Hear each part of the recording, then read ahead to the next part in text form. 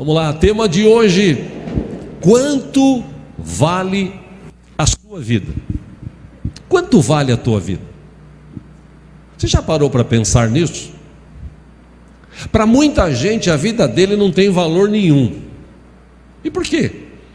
Do jeito que ele vive, inconsequente, como eu disse aqui já algumas vezes, existem pessoas que vivem uma vida tão desregrada, gente que, por exemplo, ele tem alguns problemas de saúde e ele insiste em manter esses problemas de saúde, seja comendo muito, seja vivendo uma vida sedentária, seja vivendo uma vida cheia de ansiedade, depressiva.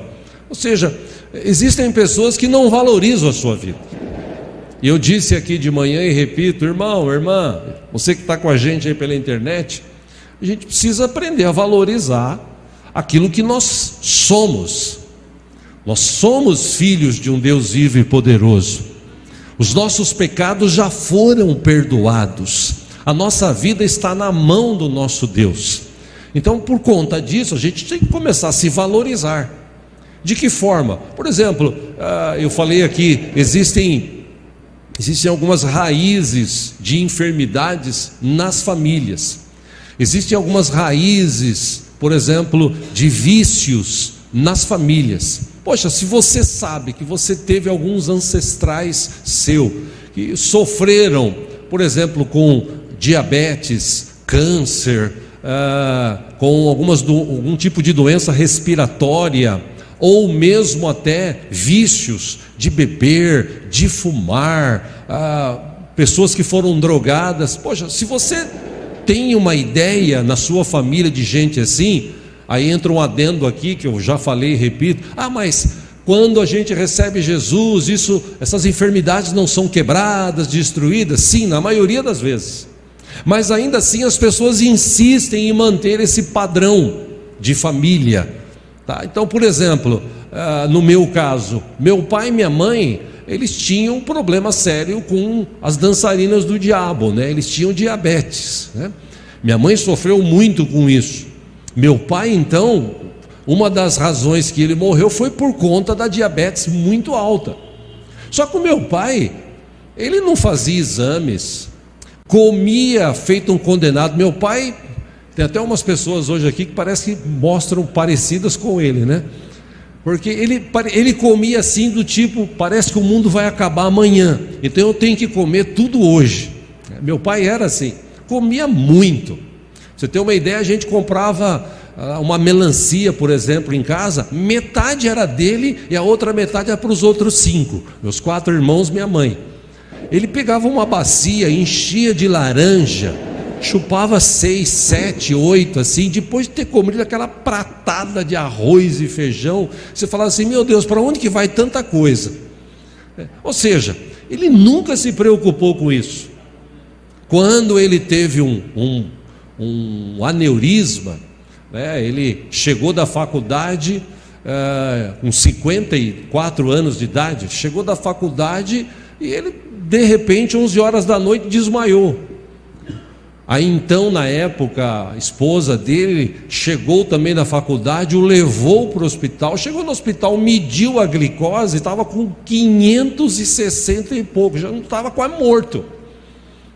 Fora o aneurisma, porque tapou alguma veia do cérebro e ele desmaiou. É um fato. Ele não tinha uma vida regrada, ao contrário, ele tinha uma vida desregrada. Ele não se importava, ele comia e comia. Como eu disse, parecia que o mundo ia acabar amanhã, então tinha que comer tudo hoje. E infelizmente, por conta dessa situação, ele morreu cedo. Faleceu com 54 anos de idade, muito cedo. Tinha muito a produzir ainda em prol do Evangelho, mas ele não se controlava nessa área. Não sei se por ansiedade, eu não sei, a gente conhecia meu pai muito bem, mas algumas coisas que ele fazia não dava para entender. Então, eu sei que o meu pai teve esse problema, eu sei que a minha mãe teve esse problema. O que eu vou fazer? Eu vou valorizar a minha vida. Eu sei que eu posso ter uma glicose muito mais alta do que geralmente hoje afeta a minha vida, e eu ainda não aceitei isso. Ela ainda é baixa, mas tá tentando. O que eu faço? Eu procuro comer menos doce, procuro comer menos arroz, ou comer menos comida, porque o arroz também vira açúcar quando você ingere ele, principalmente se for quente. Arroz quente, para quem tem a famosa diabetes, comeu, você vai aumentar, porque arroz quente, na hora ele vira açúcar dentro do teu organismo. Então, se você sabe disso, o que você vai fazer? Eu vou diminuir. Por quê? Porque eu quero valorizar a minha vida, eu quero viver mais. Se a pessoa tem problema, a família dele tem uma raiz, por exemplo, de câncer, tem uma raiz, e tem homens ainda no século 21 que tem essa barreira no cérebro, na mente, em relação a ir num urologista e fazer um exame que mostra se ele tem problema na próstata ou não. É um exame comum, hoje em dia muito comum, mas tem homens que ainda falam, não, eu não vou, e às vezes na família dele alguém já faleceu. Sai de mim, hein? Eu tomei banho agora há pouco. Na família dele teve gente que já faleceu por conta de câncer de próstata. Mas mesmo sabendo disso, ele não se cuida, ele não faz um exame. Então, essa pessoa, qual é a informação que ele está passando para ele e para o mundo afora? Que ele não tem valor. Porque para ele, se vier isso, ele vai acabar sofrendo. Poxa, a gente precisa começar a entender isso e valorizar as nossas vidas nesse detalhe. Ou seja, eu podia citar aqui outras tantas informações relacionadas à vida humana.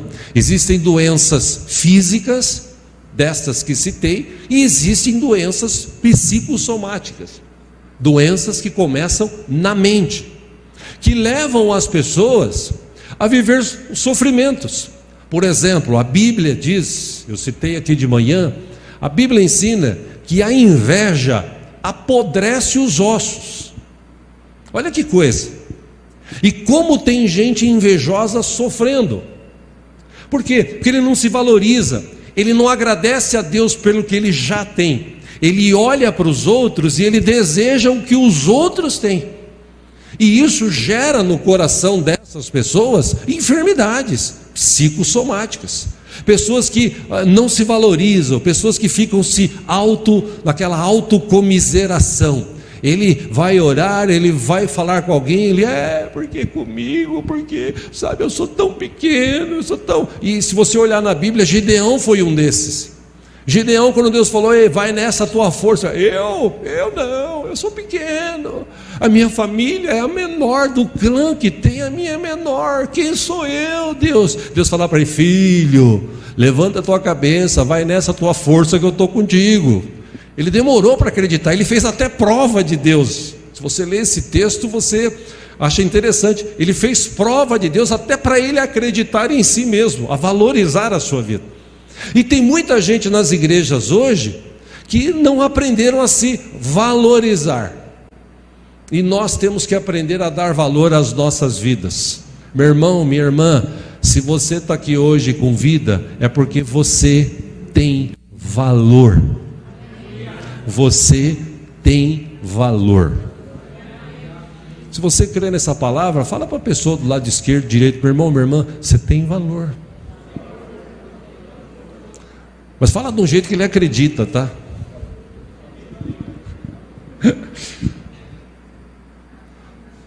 Quanto vale a tua vida? Alguns estudiosos realizaram estudos relacionados a isso. Uma grande empresa multinacional, internacional, eles fizeram um estudo e eles estimaram que a vida humana vale em torno de 10 milhões de dólares. Quando eu dei essa informação de manhã, o irmão aqui estava no meio e falou assim, eu acho pouco. Eu falei, bom, então tira a tua vida e dá uns 10 milhões para mim, que eu vou fazer muita coisa com 10 milhões, né? Brinquei. Segundo estimativas, a nossa vida, a vida do ser humano hoje, vale em torno de 10 milhões de dólares. Eu acredito que vale muito mais. Mas nessa estimativa que foi realizada, chegaram a essa conclusão, ou seja, a vida humana tem valor. Para o governo, por exemplo, o governo do nosso país, nós não temos muito valor, nós temos um número. E no Brasil é cheio de números, é CPF, é RG, é título eleitoral, é NIS, é PIS, é o raio que o parta que tem hoje em dia. Estão tentando até unificar, igual nos Estados Unidos, que tem o seguro social, que é um número só, estão tentando fazer isso no Brasil. Mas para o governo, nós somos um número. Que valor que nós temos? O valor que nós contribuímos, o valor que nós pagamos de imposto. Esse é o valor que nós temos para o governo. Por exemplo, para o traficante, qual o valor da vida para um traficante? O valor da vida humana para um traficante é o quanto a pessoa consumiu de drogas e não pagou. Se ele consumiu uma pedra, 2, 5, 10 e não pagou, a vida dele vai valer esse valor. Porque o traficante, quando não recebe, ele manda matar, até para que sirva de exemplo para os outros. Ou seja, para o seu patrão, quanto vale a tua vida? O quanto você produzir. Se você for uma pessoa trabalhadora, produtiva, ele sempre vai te valorizar. Aliás, ele sempre vai estar de olho em você. Valorizar é outros 500. Eu até citei um exemplo aqui de manhã, um pequeno vídeo que vi ontem, né? Brincadeira que o pessoal faz. E tinha uma moça que trabalhava no escritório e um rapaz vendedor. E eles se esforçavam e tal, e iam até tarde, enfim, cada um fazendo a sua função e cumprindo bem, até que um belo dia eles estavam saindo, chegou o patrão num carrão, e falou: poxa, vocês estão trabalhando até agora? Eu falei: estamos. Poxa, vocês têm produzido bastante, hein? Nós estamos aí nos esforçando. Pois é, isso aí, vocês têm que continuar trabalhando mesmo, se esforçando, porque vocês são capazes. E eles foram se enchendo, né? Vocês são capazes, vocês são funcionários exemplares, vocês têm que continuar trabalhando mesmo, para que daqui um ano, aí eles arregalaram os olhos, para que daqui um ano, ele falou, eu consiga trocar o meu carro por um mais novo. Quer dizer, esse é o valor que você tem para o patrão. Se você não produzir, eles mandam você embora e põem outro no teu lugar. Hoje em dia você vive em torno de produção. Se você não produzir, eles mandam embora. Ou seja, esse é o valor que você tem para o teu patrão. Que valor que você tem para a sociedade? Que valor que você tem para a tua família? Enquanto você é vivo, pagando as contas, você é o melhor cara do mundo. Que valor você tem para os seus amigos, pseudo-amigos? Bom, geralmente quando você paga a conta, e tem um exemplo clássico na Bíblia, de um jovem que requereu do seu pai a sua herança, e saiu para gastar assim, loucamente. Enquanto ele tinha dinheiro, ele tinha um monte de amigo, que olhava para ele e falava assim: você é o cara, você meu, puxa, amigão. Você acha? Claro que eu acho, você é o cara, meu. Vamos tomar uma? Vamos. Aí todo mundo enchia a cara e ele pagava a conta no final. Aí no outro dia, você é o cara, meu. Vamos no restaurante? Vamos. E todo mundo se empanturrava de comer e ele pagava a conta, cheio de amigos, batia no peito, nas costas, que às vezes até carregavam ele todo feliz, até o dia que acabou o dinheiro. O dia que acabou o dinheiro, a Bíblia diz que todos os seus amigos sumiram. A partir daquele momento ele não tinha valor nenhum. Ao contrário, ele precisou de trabalhar. E o único emprego que ele encontrou na época foi cuidar de porcos. Esse é um exemplo clássico que Jesus citou como uma parábola que está registrado na Bíblia. E por conta dele procurar um emprego, não encontrou, só encontrou esse tipo de trabalho. E para o judeu que não comia carne de porco, nem gostava de porco, para o judeu era a pior profissão, o pior trabalho do mundo. Mas como ele estava precisando, ele se sujeitou. E o texto diz que ele sentiu vontade de comer as comidas que eram dadas para os porcos. Olha que ponto que chegou esse cara. Por quê? Porque ele não valorizava a sua vida. O dia que ele caiu em si, ele falou: poxa, eu tenho meu pai, tenho lá os empregados do meu pai, come melhor do que eu aqui, eu vou voltar, eu vou pedir misericórdia, eu vou voltar, eu tenho certeza que meu pai vai me ajudar, nem que eu seja um empregado dele. E você sabe da história do filho pródigo, que o pai o recebeu bem, uma comparação que Jesus fez àqueles que se afastam e voltam para Cristo, e entendem o valor que tem, voltam, pedem perdão, e Deus é tão bom que tem misericórdia, e perdoa, e ajuda, e traz para debaixo das suas mãos potentes, né? A pergunta é, na dimensão espiritual: e para Deus, quanto vale a tua vida? Quanto vale a minha vida para Deus? Você já se perguntou sobre isso? Para te ajudar a pensar, eu quero ler um texto com você, em João, capítulo 3. Claro que é um texto muito conhecido. Claro, para aqueles que leem a Bíblia.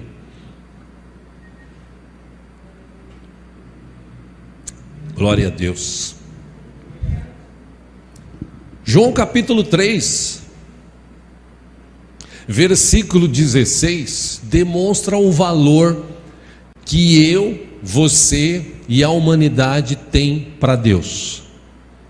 João 3,16 está escrito assim: porque Deus tanto amou o mundo.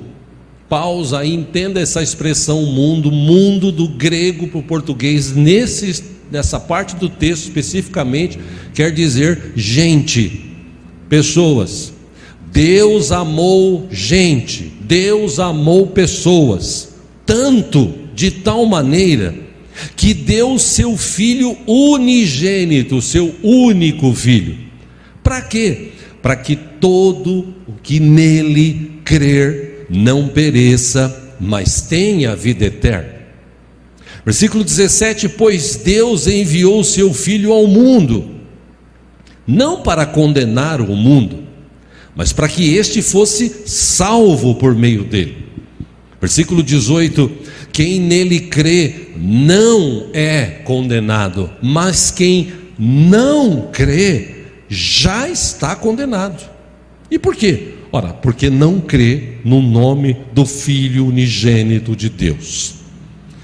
Aí Jesus dá uma ampliada nessa palavra, versículo 19, ele diz assim: este é o julgamento.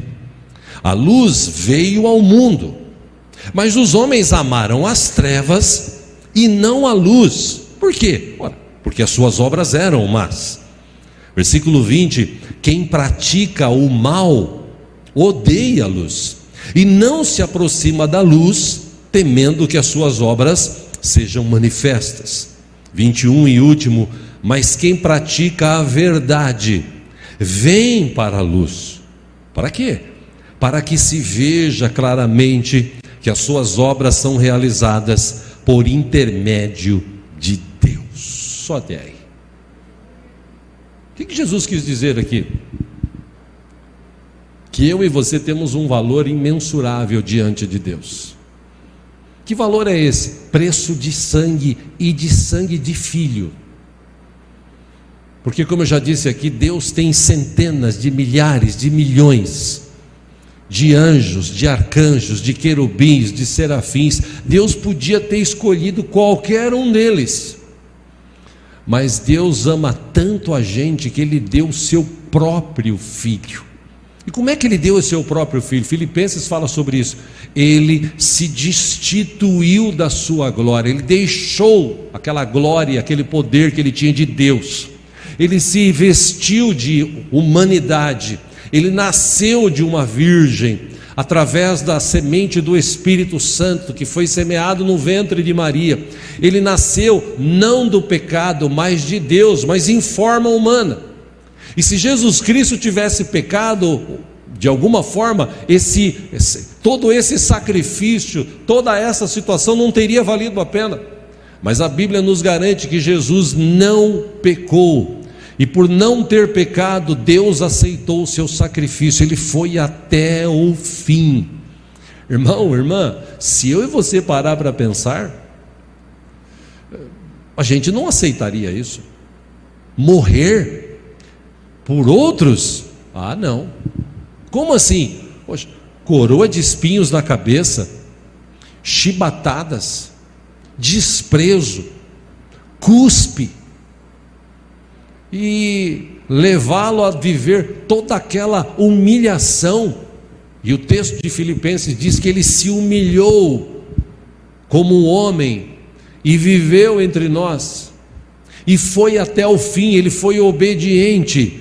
Mas a Bíblia também diz que por causa dessa obediência, por causa de tudo que ele realizou, apesar dos cravos nas suas mãos, dos seus pés, apesar da coroa de espinhos, apesar de todo o sofrimento, apesar de ter morrido, ao terceiro dia ele ressuscitou, porque a morte e o pecado não tinham poder sobre a vida dele. Aleluia. Deus aceitou esse sacrifício por amor a mim e a você. Olha que coisa maravilhosa. Aí se você parar para pensar, você fala: poxa, Jesus passou por tudo isso, Jesus enfrentou toda essa situação. Poxa, é sinal de que eu tenho valor. Meu irmão, você tem tanto valor, eu e você temos tanto valor, que o inimigo quer destruir a gente, quer acabar com a nossa vida. E por que ele quer fazer isso? Porque ele odeia Deus.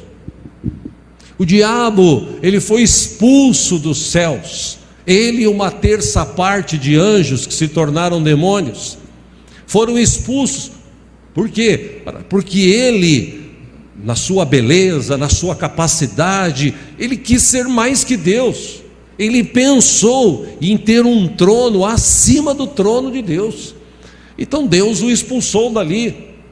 E sendo expulso, alguns textos bíblicos nos remetem a entender o seguinte: ele ficou louco da vida. Só que contra Deus ele não pode fazer nada, absolutamente nada, porque Deus tem todo o poder dos céus, da terra, e controla todo o universo. Ele não pode fazer nada. Ele pode espernear, ele pode se levantar, ele pode enganar as nações, as pessoas, mas contra Deus ele não pode fazer nada. Inclusive a Bíblia diz que vai chegar um tempo que Jesus vai descer com aqueles que foram salvos, que foram levados lá nas nuvens, tiveram o corpo corruptível tornado por algo incorruptível. Passados alguns anos, Jesus vai voltar com a sua igreja com poder e glória. Um anjo vai trazer uma cadeia, vai prender o diabo durante muitos anos. Depois ele vai ser solto e lançado num lago de fogo e enxofre, que a Bíblia diz que foi criado para ele e para os seus anjos. Ou seja, ele já é derrotado. Então ele não pode fazer nada contra Deus. A única coisa que ele pode fazer para entristecer o coração de Deus é tentar destruir a minha vida e a tua vida. E como eu disse aqui de manhã, nesse quesito aí ele tem sido inteligente ultimamente. Porque como as pessoas se desvalorizam, como o valor da vida hoje não tem sentido. O valor da vida hoje para as pessoas é baseado naquilo que você tem. Se você tem dinheiro, se você tem bens, se você tem um bom trabalho, uma boa casa, um bom carro, aí você tem valor. Se você não tem nada disso, você é desprezado, você é humilhado. As pessoas olham para você com desdém. Elas não querem saber de você, porque na mente das pessoas quem tem valor é quem tem alguma coisa. E isso é totalmente contrário à Bíblia, porque Jesus disse que a vida de um homem não consiste naquilo que ele tem. A vida de um homem consiste naquilo que ele é. E os cristãos de hoje estão por aí depressivos, ansiosos, tristes, porque eles ainda não entenderam quem são. Irmãos, nós somos formados agora em Jesus, filhos de um Deus Altíssimo. A Bíblia diz que nós somos geração eleita, eleita, raça eleita, geração nova. Nós somos filhos de um Deus poderoso que nos ama. Jesus disse: eu estarei com vocês todos os dias até a consumação dos séculos. Ele caminha com a gente, Ele nos fortalece, Ele nos capacita, Ele nos ajuda. E ainda assim as pessoas ficam cabisbaixas, tristes, não se dão valor. Meu irmão, passe a partir de hoje, se você não faz isso, passe a se valorizar. Quando você olhar no espelho, não fala assim: ai, que desgraça, estou ficando velho, estou acabado. Não, quando você olhar no espelho e falar assim: tem aqui um servo, uma serva de um Deus vivo. Apesar de eu não ser rico, apesar de eu não ser famoso nessa terra, eu tenho a maior riqueza que um ser humano pode ter na sua vida. Eu tenho Jesus dentro do meu coração. Essa é a maior riqueza que um ser humano pode ter. E o diabo tem lutado justamente para tirar esse entendimento do povo. Aí o povo não vai para a igreja por quê? Porque Deus não me abençoa, porque Deus não abre as portas, porque, irmãos, a Bíblia nos ensina, Deus já nos abençoou. De que forma? Com toda sorte de bênçãos nas regiões celestiais. Deus já nos abençoou. Mas como assim, pastor? Eu estou sem dinheiro, estou desempregado, eu estou pagando aluguel. Sim, Deus já te abençoou. Como assim? Irmão, eu e você éramos condenados a passar a eternidade longe de Deus. Mas um dia Deus teve misericórdia e desvendou os nossos olhos, nós conseguimos encontrar Jesus, nós tomamos uma decisão de servi-lo, nós reconhecemos que somos pecadores, nós vimos a santidade de Deus, ou pelo menos imaginamos. Foi o que aconteceu com Isaías. Isaías, ele tinha uma vida assim, comum entre os profetas de sua época, entre as pessoas de sua época. Era uma vida comum, era uma vida assim. Ele tinha o rei da época era parente dele, primo. Ele tinha uma certa segurança por causa desse parentesco com o rei. Então ele vivia uma vida, ele profetizava, mas ele ainda não tinha tido uma experiência com Deus, até o dia que Deus abriu os olhos espirituais dele. Isaías capítulo 6 fala sobre isso. E ele diz: e eu olhei e vi a glória do Senhor, eu vi a santidade do Senhor. Na hora eu falei: eu vou morrer, porque Deus é santo. Mas Deus é tão misericordioso que Ele enviou o anjo, que tirou do altar uma tenaz, tipo uma brasa viva, e encostou na boca de Isaías, purificou o jeito dele falar, o jeito dele pensar. E dali para frente Isaías se tornou, se não o maior, um dos maiores profetas descritos na palavra de Deus.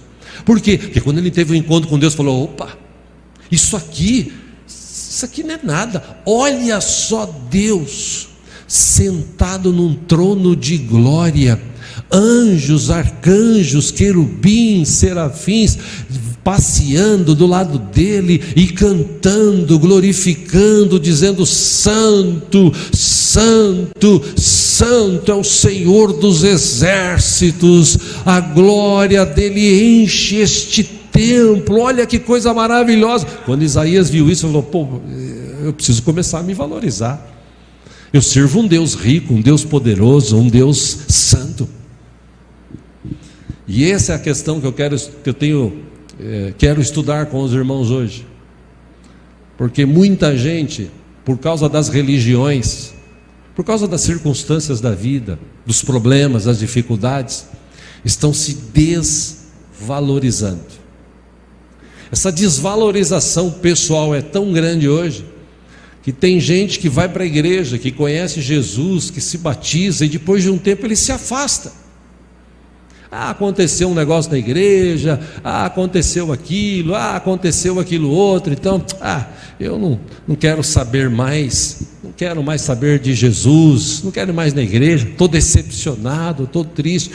Irmãos, nós estamos falando de algo aqui que é eterno, algo que é eterno.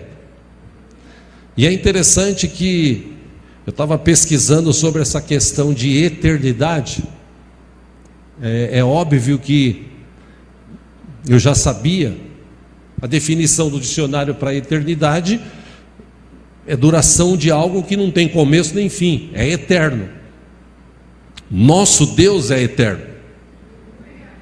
Antes do mundo começar, Deus já sabia tudo que ia acontecer até o fim. Não existe esse negócio, Deus, Ele viu, o homem pecou, e agora, Jesus? E agora, Espírito? O que nós vamos fazer? Tem muita gente que acha que Deus age assim. Não, Deus já sabia de tudo.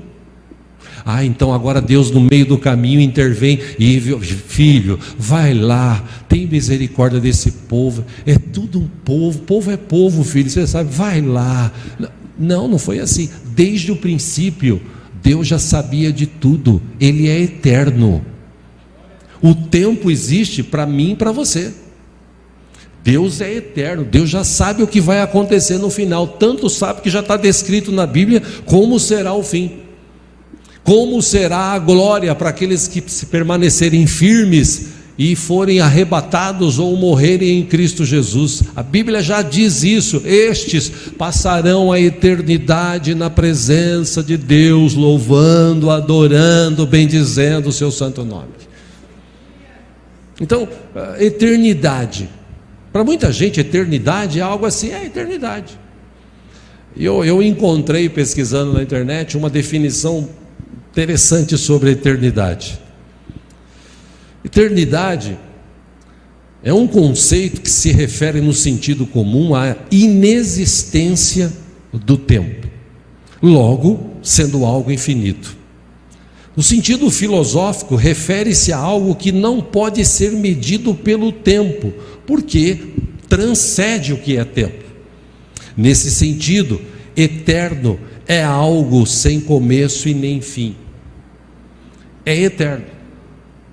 Aí eu parei para pensar aqui com os irmãos que estavam aqui de manhã e falei assim, vamos parar para pensar? Vamos dizer que a gente chegou nos céus.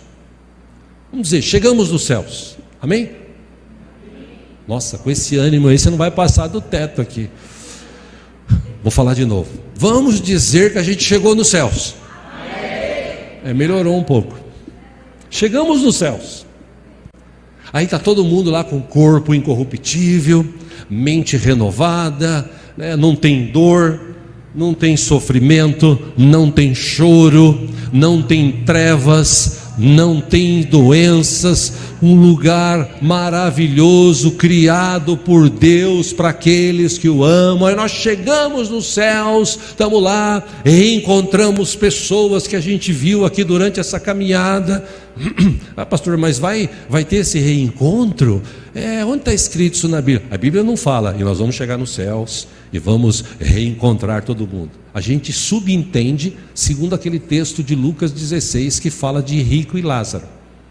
O texto diz que quando o rico morreu e foi para o inferno, ele olhou para o alto e viu no seio de Abraão Lázaro sendo consolado.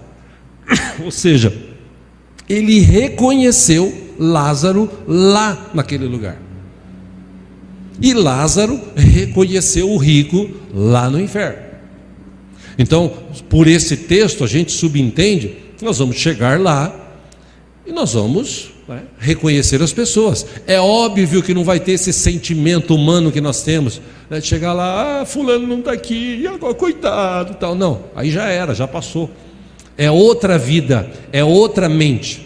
Mas vamos dizer que a gente chegou lá no céu, reencontrou todo mundo e tal, se você conheceu muita gente aqui nessa terra que já partiu, imagina chegar lá e reencontrar, imagina chegar lá e dar um abraço, imagina chegar lá e Jesus está de braços abertos, vencedor, entra aqui que eu vou te dar a coroa da vida. Aí você dá um abraço gostoso em Jesus, não vou falar que vai chorar, porque lá não tem choro, só tem alegria, vai se alegrar. Aí de repente todo mundo reunido, Deus, não tem sol, não tem lua, só tem a presença de Deus que emana uma luz poderosa, que ilumina todos, que alimenta todos. Aí nós estamos lá naquele momento maravilhoso. Aí passou esse momento, aí passa 1000 anos, vão ficar lá assim, e aí, está gostando do céu? Estou gostando.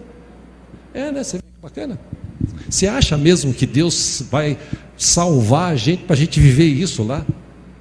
Por isso que a Bíblia diz que o teu olho não viu, o teu ouvido não ouviu, e não chegou ainda no teu coração o que Deus tem de melhor para aqueles que o amam. Se você vive impressionado como eu com a tecnologia que existe hoje neste mundo, a tecnologia que tem hoje é fantástica, fantástica. E cada dia que passa as coisas, você fala assim, meu Deus, os carros, o carro não faz barulho, o carro não usa mais combustível, esses fósseis que nós usamos, as coisas estão assim de uma forma muito desenvolvida. Ainda assim, quando a gente chegar nos céus, eu imagino que a gente vai ficar boquiaberta assim, meu Deus, e eu achava que eu conhecia as coisas. Olha que coisa linda que Deus fez, olha que coisa maravilhosa. Então, você imagina trocar isso por essa vida aqui na terra?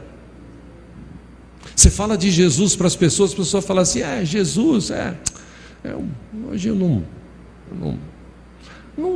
não rolou ainda eu entregar minha vida para Jesus, eu não entendi isso. Às vezes quando você fala para as pessoas que elas precisam receber Jesus, que elas precisam se batizar, porque Jesus falou, quem não nascer da água e do Espírito, não entra no reino dos céus. O reino dos céus tem um valor imensurável, e Jesus deu um exemplo disso. Acompanhe aqui no telão, os irmãos lá, eu pulei um texto, Mateus capítulo 13, versículo 44, olha a comparação que Jesus faz. O reino dos céus é como um tesouro escondido num campo. Certo homem, tendo-o encontrado, escondeu-o de novo, e então, cheio de alegria, ele foi, vendeu tudo o que tinha e comprou aquele campo, que ele sabia que tinha muito valor. Versículo 45, o reino dos céus também é como um negociante que procura pérolas preciosas. 46, encontrando uma pérola de grande valor, ele foi, vendeu tudo o que tinha e a comprou. O que Jesus quis mostrar com essas duas parábolas, que elas se completam? Qual é o ponto principal? Gente, o reino dos céus vale tudo. Como assim? Tudo que você tem carro, você tem dinheiro, você tem casa, você tem trabalho, você tem isso. Irmão, isso não é nada. Se você tiver que abrir mão de tudo isso para entrar nos céus, abra, não precisa, mas se tiver que abrir, abra a mão. Por quê? Porque os céus é um lugar tremendo que Deus preparou para a gente passar a eternidade na presença dele. Calcula aí 10 mil anos, ainda assim não tem fim. Calcula 100 mil anos, ainda assim não tem fim. Por quê? Porque a eternidade é algo que Deus preparou, e nós vamos, aqueles que permanecerem firmes até o fim, passar essa eternidade na presença de Deus. Por isso que não dá para entender, na hora da pessoa fazer uma escolha, se ela quer passar a eternidade na presença de Deus ou longe de Deus. Que eu falei há pouco, a pessoa sai da igreja, a pessoa se desvia, a pessoa larga. Você fala de Jesus, as pessoas falam, não quero saber, não, que esse negócio de Jesus é papo furado. Tenho a minha religião. Eu já ouvi isso muito. Muitas pessoas que eu falei de Jesus falam, eu tenho a minha religião. E Jesus não trouxe religião, Jesus não é religião. Jesus trouxe um estilo de vida. Jesus é o único caminho que liga o homem a Deus, não existe outro, ele é o único. Agora o inimigo engana as pessoas com as religiões, ele está enganando, cegando, ofuscando a vista das pessoas, para elas não olharem para a luz. E Jesus falou, a luz veio ao mundo, ele é a luz do mundo, ele veio para trazer vida, ele veio para trazer uma nova vida, ele veio para transformar, para curar, para libertar, para salvar. Aquilo que Deus tinha previsto para a humanidade, Jesus fez, realizou. Mas as pessoas que vivem as suas vidas assim, cheio de pecados, de erros, elas saem da luz, elas fogem da luz, porque se jogar luz em cima, vai aparecer todos os erros, estão escondidos. Então, o que Jesus disse? Quem ama a Deus, ele vai para a luz, e quando você vai para a luz, aparece, mas quando aparece, você pede perdão, você pede misericórdia, e ele vem, perdoa e purifica, porque ele tem amor às nossas vidas. Esse tema aqui é um tema que, se você vasculhar o Novo Testamento, é um tema que Jesus falou bastante ao longo do seu ministério. E se nós tivermos que fazer uma escolha, guarde isso no teu coração. É necessário que nosso Deus e Pai esteja acima, muito acima, bens materiais. E por que eu estou falando isso? Porque tem gente que quando não tem dinheiro, ele serve a Deus, ele canta, ele ora, bastou ganhar um pouco de dinheiro, aí ele já se afasta um pouco, ele já quer curtir a vida, e Jesus falou sobre isso. Toma cuidado, porque vai chegar uma hora na tua vida que você vai ter que fazer uma escolha, ou você escolhe Deus, ou você escolhe Mamon, que era um chamado, um pseudo Deus da riqueza. Ou você ama a Deus, ou você ama o dinheiro. Um deles vai mandar na tua vida, você vai ter que escolher. Então Deus, quando nós temos essa certeza que Ele é o Deus de nossas vidas, as outras coisas ficam para trás. Então, bens materiais, família, a própria vida, isso é segundo plano. Primeiro plano na vida do cristão é Deus. Eu amo a Deus de todo o meu coração, de toda a minha alma, de todo o meu entendimento. Mateus capítulo 16, versículo 26, o texto diz assim: que adianta o homem ganhar o mundo inteiro e perder a sua alma? Ou o que o homem poderá dar em troca de sua alma? O que realmente tem valor para nós? A nossa vida ou as coisas que nós temos? O trabalho, o dinheiro ou a nossa família? A nossa salvação em Cristo Jesus ou essas questões que a gente enfrenta diariamente? O que tem valor para você? Eu repito aqui para encerrar: quando você fala de Jesus para as pessoas, muitas delas desdenham, diz que não tem tempo. E o inimigo é tão astuto que no meio das pessoas ele traz esses pensamentos, estas questões. Eu citei aqui de manhã, certa vez, anos atrás, nós tínhamos uma outra igreja, participava de um grupo familiar, lá no Jaraguá. Nós tínhamos uma certa noite, depois de uns meses, uns 6, 7 meses, nós já tínhamos ali umas 37, 38 pessoas. A maioria delas, graças a Deus, haviam se convertido. E elas chamavam outras pessoas. Um adendo aqui: como é importante falar de Jesus para as pessoas. O problema é que hoje, quando as pessoas vão falar de Jesus, elas não falam. Por quê? Porque elas olham para a sua vida e falam assim: mas eu vou falar de Jesus para o cara, Jesus não mudou a minha vida, Jesus não... Meu irmão, Jesus já mudou a tua vida. Você era um sério candidato para passar a eternidade longe de Deus, agora você tem um nome escrito no livro da vida, os teus pecados foram perdoados. Você tem a coisa mais valorosa que um ser humano pode ter na sua vida, você tem Jesus, o Espírito Santo habita em você. Mas você olha para alguns crentes hoje, são crentes raquíticos, desanimados, tristes. Por quê? Porque ele não tem coisas. E eu repito o que Jesus falou: a vida de um homem não consiste no que ele tem, a vida de um homem consiste no que ele é. E eu e você somos filhos de um Deus vivo e poderoso, aleluia. Valorize-se, meu irmão. E eu me lembro que naquela noite, naquele culto, haviam pessoas novas ali, porque os irmãos convidavam os vizinhos. Não sei você, mas essas cadeiras vazias hoje aqui, não sei se te incomoda, isso me incomoda. E estão assim porque muitos dos cristãos hoje não falam de Jesus, não mostram Jesus com a sua própria vida, não querem nem saber. Mas tudo bem, isso aí é um detalhe, cada um vai dar conta de si. E eu me lembro que naquela noite eu estava falando sobre Jesus e dizia: você precisa tomar uma decisão por Jesus. A Bíblia diz, Jesus falou: quem crer e for batizado será salvo. Aí uma senhora estava sentada assim, uma mulher, ela disse assim, levantou a mão assim e falou: mas eu acho que não precisa batizar não. Porque você sabe, tem um monte de achólogo por aí, formado em axiologia, é o que mais tem na humanidade hoje. Eu acho. E eu acho que não precisa ser batizado não. Por quê? Porque eu fui batizado quando eu era criança. Sim, mas esse batismo não tem valor nenhum.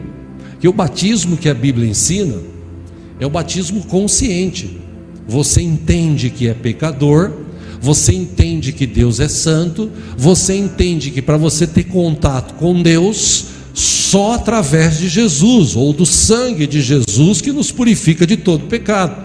Então você precisa reconhecer Jesus e ser batizado. Criança, quando é batizada, ela não tem entendimento. Agora, quando você cresce e tem entendimento, você toma uma decisão. E nessa decisão, você se decide por Jesus, você reconhece Ele como Senhor e Salvador e é batizado. Seus pecados são perdoados.